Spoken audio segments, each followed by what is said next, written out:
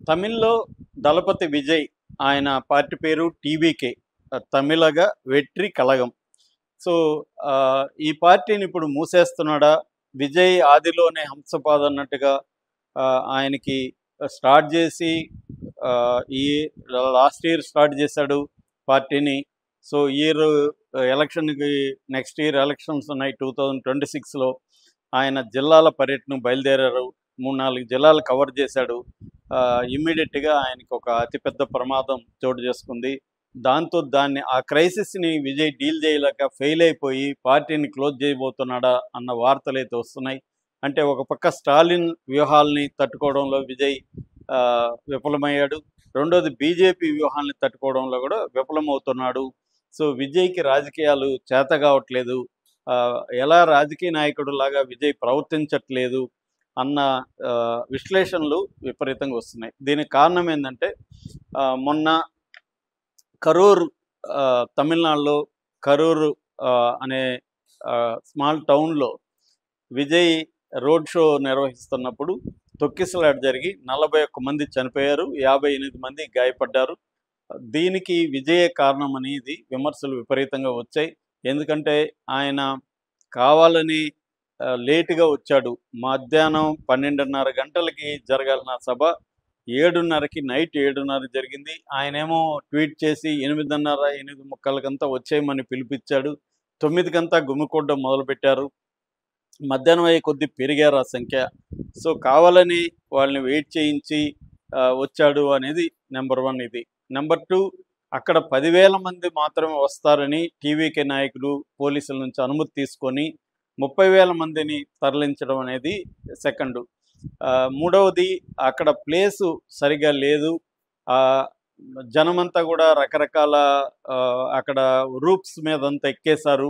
ఆ రూఫ్స్ కూలిపోయినాయి. కూలిపోయి కింద ఉన్న వాళ్ళ మీద పడ్డాయి. దానివల్ల కూడా జరిగింది. అట్లాగే విజయ్ వెయిట్ చేయించడం వల్ల ఆ హీట్‌కి ఆకలి, దప్పిక వాటితో అలసిపోయారు. దానివల్ల సఫోకేట్ ఫీల్ అయ్యారు. విజయ్ రాగానే అందరూ తోసుకొని ముందుకు రావడంతో తొక్కిసలాట జరిగింది. ఇంకొకటి ఏంటంటే అక్కడ డ్రైనేజ్ ఉంది. ఆ డ్రైనేజ్ దీంట్లో కూడా చాలామంది పడిపోయి చనిపోయారు. సో, ఈ 3 రకాలుగా అంటే రూఫ్స్ పడి, డ్రైనేజీ, ముందుకు రావడంతో తొక్కిసలాట. ఈ 3 కారణాలు చనిపోయారనేది పోస్ట్‌మార్టం రిపోర్ట్‌లో కూడా దారుణమైన విషయాలు వచ్చాయి. ఫ్రాక్చర్ అయిపోయినాయి. చాలా మందికి లంగ్స్‌లో ఫ్రాక్చర్ కనబడుతుంది. పగుళ్ళు వచ్చేసాయి. పక్కటెముకలు, ఎముకలంతా ఇరిగిపోయినాయి తొక్కడం వల్ల. సో, ఎక్కువగా ఊపిరికోవడంలో ప్రాబ్లమ్ అయ్యి చనిపోయినట్టుగా పోస్ట్‌మార్టం రిపోర్ట్ వచ్చింది. దానికి సంబంధించి దీన్ని డీల్ చేయడంలో విజయ్ ఫెయిల్యూర్ అయ్యాడు. గవర్నమెంట్ ఇమ్మీడియట్‌గా స్పందించింది.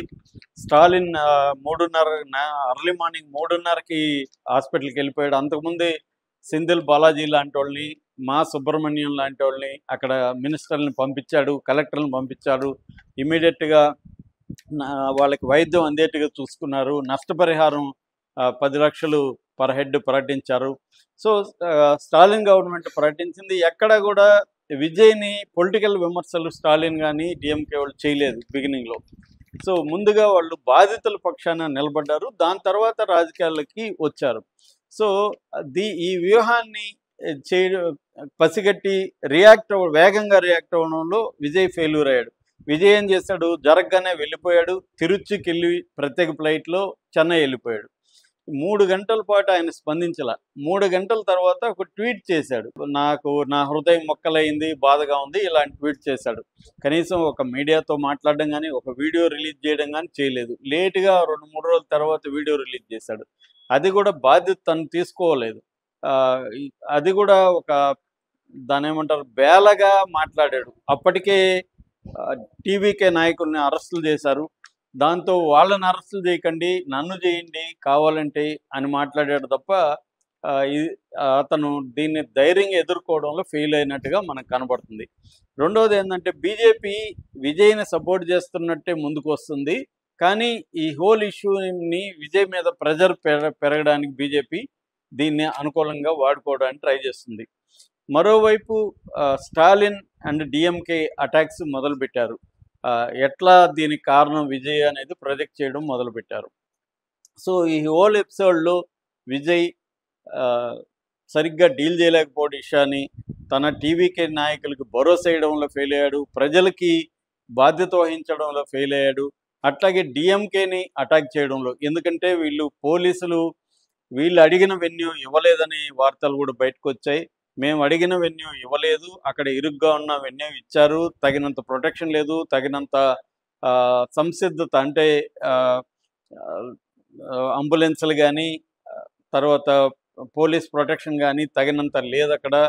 ఇవన్నీ గవర్నమెంట్ ప్రొవైడ్ చేయలేదు అన్న విమర్శలు చేయడంలో కూడా విజయ్ ఫెయిల్ అయ్యారు. అంటే ఒక డిఫెన్స్, అఫెన్స్ 2 అంటే విమర్శ, ఆత్మవిమర్శ. తనది ఆత్మవిమర్శ చేసుకోవాలి, తన వైపు నుంచి ఫెయిల్యూర్స్. రెండోది గవర్నమెంట్‌ని కూడా అటాక్ చేయాలి. ఈ 2 చేయడంలో ఫెయిల్ అయ్యాడు విజయ్. అంటే ఇమ్మీడియేట్‌గా స్పందించలేదు. సో, కాబట్టి ఒక పొలిటికల్ పార్టీ ఎలా నడపాలి అనే దగ్గర విజయ్ ఫెయిల్ అయినాడు.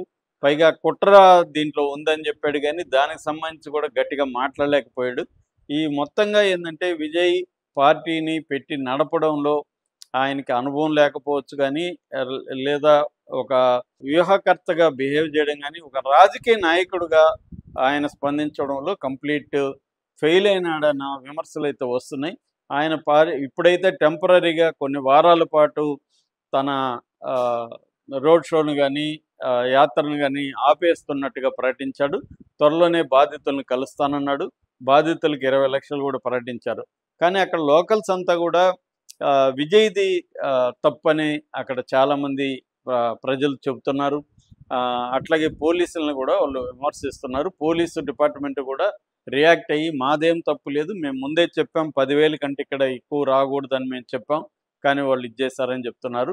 అట్లాగే వీళ్ళు కావాలని పవర్ ఆపారని కూడా టీవీకే వాళ్ళు విమర్శిస్తుంటే అక్కడున్న ఎలక్ట్రిసిటీ డిపార్ట్‌మెంట్ కూడా నోటీసు ఇచ్చింది. అదేంటంటే వీళ్ళే ఆపమన్నారు యాక్చువల్‌గా.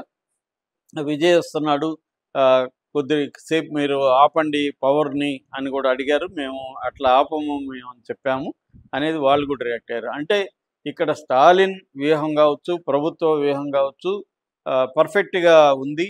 విజయ్ దాన్ని ఎదుర్కోవడంలో ఫెయిల్ అయ్యాడు.